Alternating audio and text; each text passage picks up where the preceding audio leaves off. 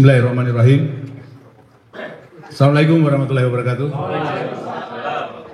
Saya harus berdiri di depan kamera atau saya harus menghindari membelakangi? Sini nggak apa-apa, Pak. Terima kasih.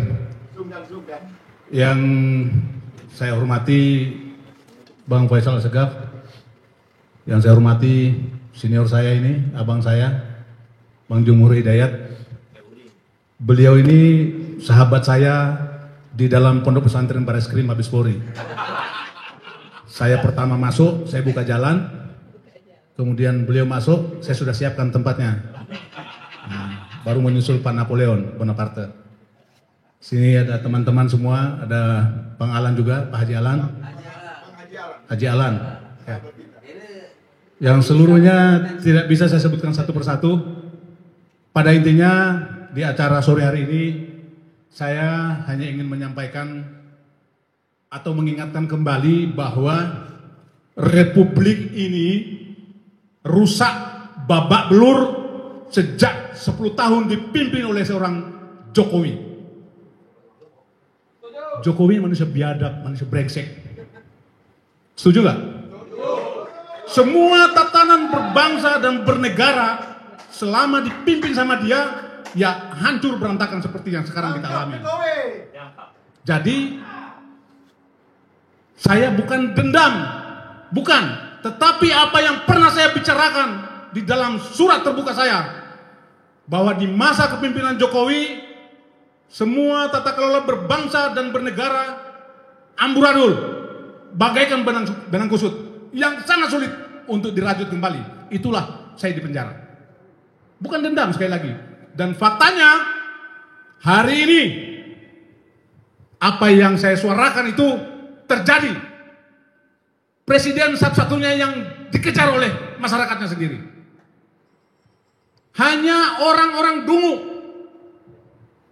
yang masih percaya dengan beliau. Hanya antek-anteknya komunis yang masih percaya dengan dia.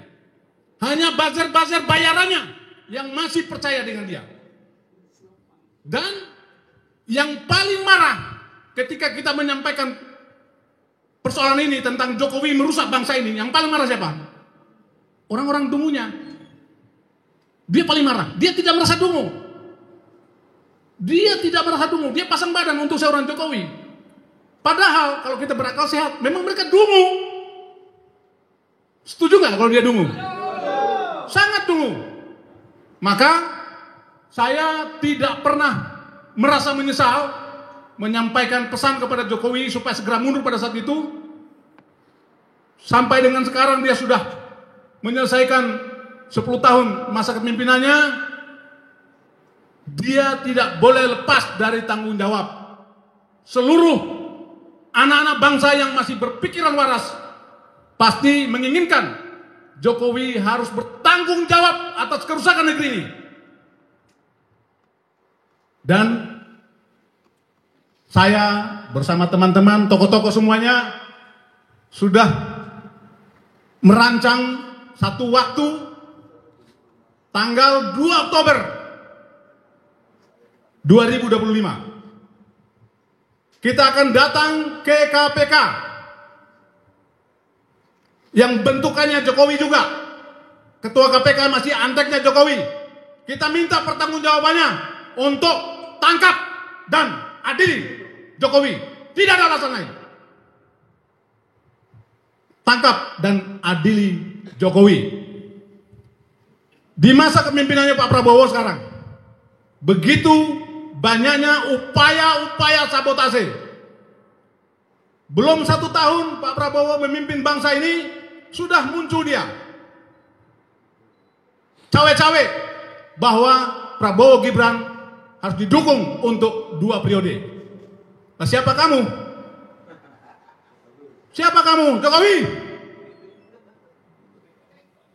Malu, gitu loh. Prestasimu nggak ada.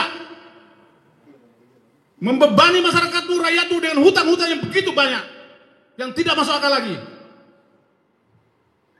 Pak Prabowo disabotase. Kemarin ada upaya untuk menggulingkan Pak Prabowo melalui aksi-aksi tanggal 25. Saya pernah menyampaikan tidak perlu ikut karena aksi ini ditunggangi. Tidak ada koordinator lapangannya. tidak ada penanggung jawabnya. Benar terjadi. Kemudian itu gagal.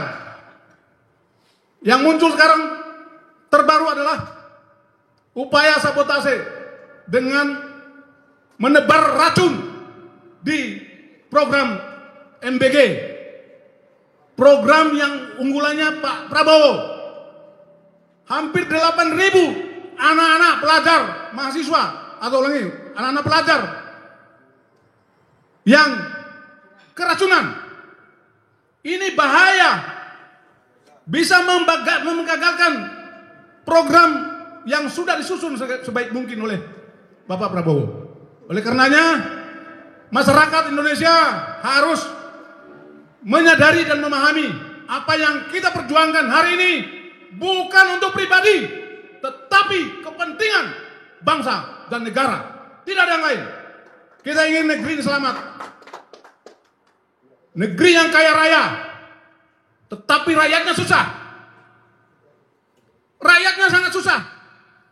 Mencari atau melamar pekerjaan yang gajinya hanya 3 juta saja, itu ngantri orang di Jakarta ini. Bahkan di bawah itu. Coba datang ke ITC sana. Coba datang ke Tanah Abang sana. Tanya penjual-penjual pakaian itu. Berapa gajinya? Mereka bawa bekal makanan yang hanya sepotong telur. Berapa gajinya? Tidak ada yang bercerita atau yang menyampaikan gajinya lebih dari 1,5 juta. Itu ngantri yang mendaftar. Apakah mereka-mereka itu berpikir hanya taunya merampok kekayaan negara ini? Tidak berpikir sampai sejauh itu. Biarkan rakyatnya susah, tetapi yang penting mereka kenyang, mereka berlimpah. Tidak adil. Ini kita perjuangkan untuk mendapatkan keadilan, supaya semua masyarakat Indonesia punya kesempatan yang sama. Negeri kaya raya, semua sumber daya alam di Republik ini, semua ada di Republik ini. Tetapi yang menguasai hanya orang-orang tertentu yang ada di dalam lingkaran kekuasaan. Kita berdoa Bapak Prabowo tegar untuk memimpin bangsa ini dengan berbagai macam gelombang, berbagai macam ujian yang datang. Karena kalau Pak Prabowo akan terhenti di tengah jalan dan akan digantikan oleh Gibran, maka kehancuran sudah bisa dipastikan. Sekali lagi saya sampaikan, jika itu terjadi, satu-satunya jalan, saya sudah pernah menyampaikan pesan. Jika itu terjadi, maka yang harus kita lakukan adalah revolusi. Tepuk tangannya kecil sekali, baliknya yang tidak setuju. Prinsipnya, daripada hidup dijajah oleh kekuasaan-kekuasaan yang punya kepentingan-kepentingan rakus menguasai negeri ini, lebih baik mati berkalang tanah, lebih terhormat. Setuju? Demikian, terima kasih. Assalamualaikum warahmatullahi wabarakatuh.